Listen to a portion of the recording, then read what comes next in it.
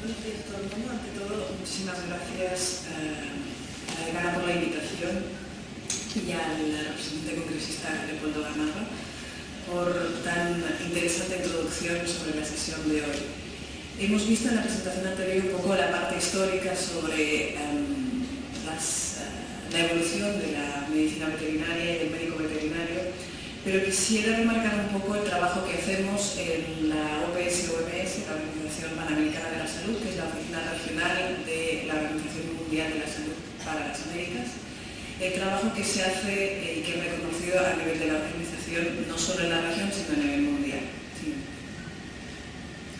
Quisiera también que a partir de y a través de esta presentación puedan salir de aquí pensando que el médico veterinario no es como en general se tiene asumido y como se ha dicho en la apertura del conocimiento de que se enfoca única y exclusivamente a los perritos y a los gatitos, muy lindos y muy bonitos, pero obviamente hacen un ejercicio importante a nivel de la sociedad, a nivel educativo, a nivel social, con todos nuestros hijos, con todos nuestros mayores.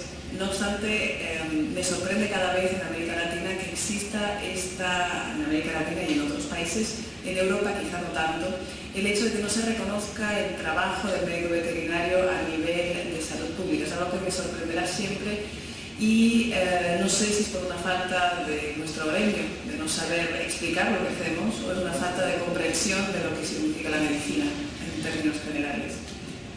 Entonces, de lo que voy a hablar brevemente aquí va a ser de cuál es la definición que se hace a nivel de la OMS sobre lo que es salud pública veterinaria, por qué se trabaja en salud pública veterinaria, cuáles son las causas y cuáles son las razones por las que trabajamos. Algunas de ellas ya han sido mencionadas en la exposición anterior.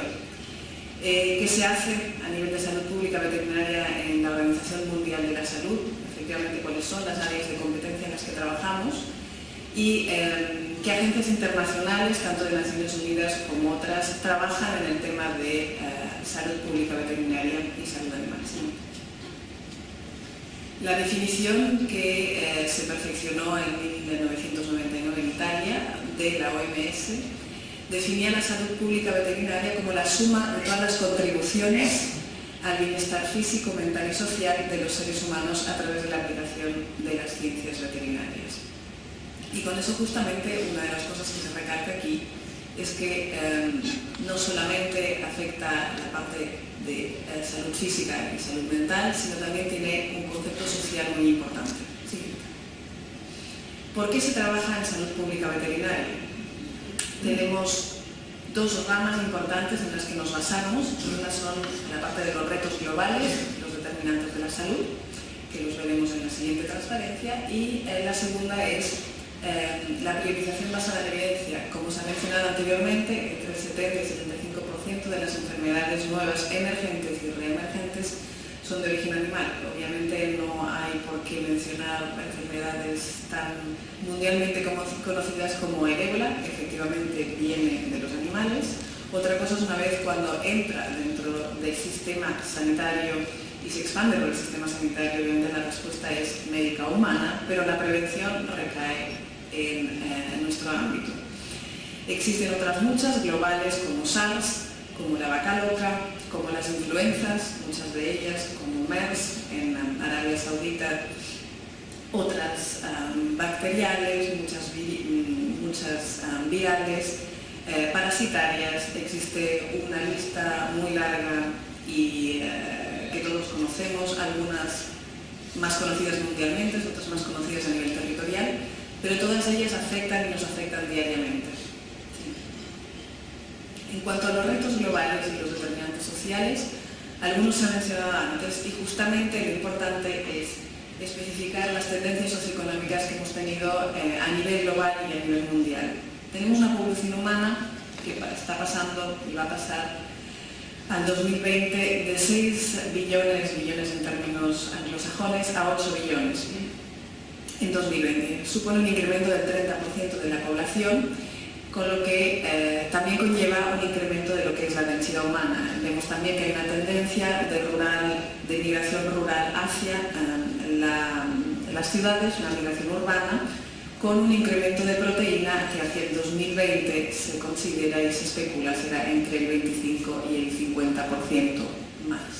Eso significa que para alimentar esta población de 9 o 8 billones de personas habrá que generar un incremento de producción de proteína animal, porque obviamente todos sabemos que necesitamos como seres humanos la vitamina B12, que solo viene de los animales. Piensen todos ustedes en lo que han desayunado esta mañana. Algunos habrán tomado huevos, leche o carne. Sería imposible vivir sin tomar uno de estos tres elementos, a no ser que se tomen suplementos. En los últimos 50 años, justamente con relación al aumento de la población, hemos visto que la producción avícola se ha multiplicado en 10 veces, la producción porcina por 4 veces y la producción bovina 2 veces. Esto significa que los sistemas de producción animal se han intensificado, con lo que, en conjunto con el incremento de la densidad humana en las ciudades, hemos tenido también un incremento de la densidad animal en las zonas periurbanas, que nos facilita un caldo de cultivo para la transferencia de enfermedades animales a humanos, ergo la zoonosis. Y la modificación, obviamente, que conlleva el uso de las tierras para poder intensificar la producción animal. Y a todo esto, como tendencia socioeconómica, tenemos que añadirle la globalización y el comercio. Hemos tenido un incremento de un 60% en toneladas entre el 97 y el 2007 de producción bovina, un 44% de incremento en el valor. Seguimos dentro de la rama bovina dentro del mismo periodo. Esto significa que las cadenas alimentarias son cada vez más complejas y siendo estas cadenas cada vez más complejas, se multiplican los puntos de riesgos en los que podemos encontrar contaminaciones, tanto sea a nivel de la producción, a nivel de granja, como a nivel de todo el procesamiento y distribución de los productos. Todo esto viene acompañado, obviamente, por cambios medioambientales. Sabemos, y todos hemos hablado y hemos oído hablar del cambio climático. Esto afecta a los ecosistemas, que ya han sido modificados obviamente por la actuación humana del incremento e intensificación de la producción animal, modificando terrenos agrícolas para producciones intensivas, cosa que influye sobre el comportamiento tanto de la fauna salvaje como de la fauna domesticada. Y eso hace aparecer patrones de comportamiento diferente en todo lo que son los vectores, en todo lo que son las bacterias, los parásitos y virus que se adaptan a nuevos ecosistemas o entran en ecosistemas en los que antes no estaban presentes, y de ahí aparecen enfermedades emergentes, nuevas, o enfermedades que pensábamos que ya no existían de origen zoonótico, que persisten o vuelven a aparecer. Y finalmente tenemos otra de las tendencias socioeconómicas, que es el comportamiento humano, generalmente negligido, pero tenemos que tener en cuenta que los estilos de vida que tenemos afectan cada vez más a la interacción de lo que es el medio ambiente con la agricultura y la producción animal, en particular en las comunidades menos desfavorecidas, sean rurales, pero también a nivel de las ciudades. Sí.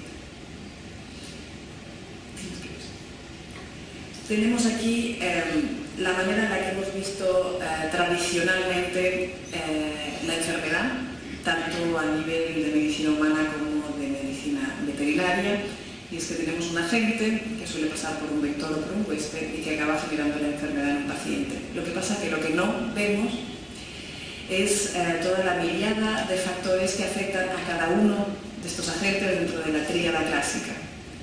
Y en qué trabajamos nosotros justamente es en intentar saber y ordenar, siguiente por favor, cada uno de estos factores, intentar saber cuál es el patrón de comportamiento, cómo afecta, intentar predecir el por qué van a aparecer más agentes o van a aparecer agentes en lugares donde no estaban, por qué va a haber más vector, por ejemplo va a haber más mosquito, más aedes, que transmite ciertas enfermedades, por qué hay gente que es más vulnerable o menos vulnerable a ciertas enfermedades. Esto es lo que intentamos plasmar a nivel de trabajo. Y finalmente lo que queremos hacer es la priorización en base a la evidencia. Queremos ver los datos de enfermedades de densidad de población humana, de densidad de población animal, de ecosistemas y cambio climático como han afectado, y el mapeo de las enfermedades zoonóticas. Básicamente haciendo un modelaje de todas estas variables, estos patrones, podemos conseguir un mapa a nivel general, siguiente, en el que podríamos llegar a tener unas zonas donde podemos especificar que hay más probabilidades que aparezcan enfermedades y prioricemos nuestras acciones a nivel preventivo. Siguiente. Finalmente, las áreas en las que nosotros estamos trabajando en la OMS, que se consideran de forma oficial las áreas en las que trabaja el médico veterinario en salud pública, son algunas de las presentadas ya en la presentación anterior. Y si no me equivoco son 8. La primera es la identificación y evaluación de los riesgos microbiológicos de origen animal para la salud humana. Esto implica no solo lo que son enfermedades zoonóticas, que sean nuevas, emergentes o reemergentes, sino también el origen alimenticio, incluyendo, como se ha mencionado antes, la resistencia antimicrobiana. Muchas veces se tiene la ignorancia de que en los animales y en las producciones animales se utilizan antibióticos, y efectivamente los antibióticos que se utilizan en los animales son exactamente los mismos que utilizamos nosotros. Se necesita tener prácticas muy bien reguladas a nivel legislativo, pero también con ética por parte de la profesión veterinaria, para que justamente estos residuos antibióticos no entren dentro de la cadena alimentaria y no empeoren la resistencia que se genera a nivel de los humanos. El segundo sería el desarrollo de políticas, de guías de investigación operacional para el control de estas enfermedades zoonóticas y de origen alimentario. La promoción también de la investigación sobre zoonosis y de enfermedades de origen alimentario y la gestión que se hace a nivel de los humanos. El fortalecimiento de la vigilancia de enfermedades zoonóticas, la vigilancia de la resistencia antimicrobiana en patógenos de origen alimenticio que entran a la cadena alimentaria, y obviamente el fortalecimiento de los laboratorios que hacen los análisis de todas estas enfermedades y de todos estos patógenos a nivel de los laboratorios nacionales de los países miembros. Siguiente. Tenemos también como competencia la diseminación de esta información a los expertos en salud pública que incluye no solo a los médicos humanos, sino a la gente que trabaja en biología, en laboratorios, farmacéuticos, entomólogos, etc. También, obviamente, profesionales de las ciencias veterinarias y de todas las otras disciplinas científicas relacionadas, así como, y es obligatorio, los consumidores y el público en general. Como sexta competencia tenemos la contribución a las investigaciones. Efectivamente, uno de los pilares es identificar de forma prematura y de forma rápida el patrón de aparición de enfermedades zoonóticas de origen alimenticio a nivel tanto de terreno como de laboratorio, y son áreas en las que se trabaja muy a menudo. Sabemos, imagino que todos ustedes deben haber oído la palabra vacuna. La palabra vacuna viene de vaca, porque la primera vacuna se hicieron investigaciones en vacas. El término, por ejemplo, de herd immunity, que se utiliza mucho en epidemiología y en todas las campañas de vacunación, viene justamente de la inmunidad de rebaño, que se utiliza conceptualmente para identificar el éxito de la vacunación y el nivel de población que uno tiene que tener vacunada para que la vacuna tenga éxito. Como séptima competencia tenemos la parte de vigilancia de todas estas enfermedades que hemos mencionado, tanto zoonóticas como de origen alimenticio,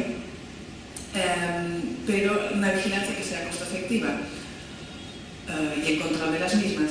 Evidentemente se pueden hacer investigaciones muy costosas, pero lo importante es que todas estas herramientas de vigilancia sean adoptadas a nivel de los países, y para que sean adoptadas tienen que ser relativamente poco onerosas. Y después, como última competencia, tenemos la provisión de lo que es asistencia técnica y asistencia científica a los países miembros para los programas de vigilancia y control de las enfermedades mencionadas zoonóticas y de origen alimenticio. Y esto es este último punto es uno de los pilares en los que hemos estado trabajando y que trabajamos con los países en América Latina y también fuera. Siguiente. Finalmente, como mencionaba en la introducción, tenemos varias organizaciones internacionales que trabajan en salud animal y salud pública veterinaria.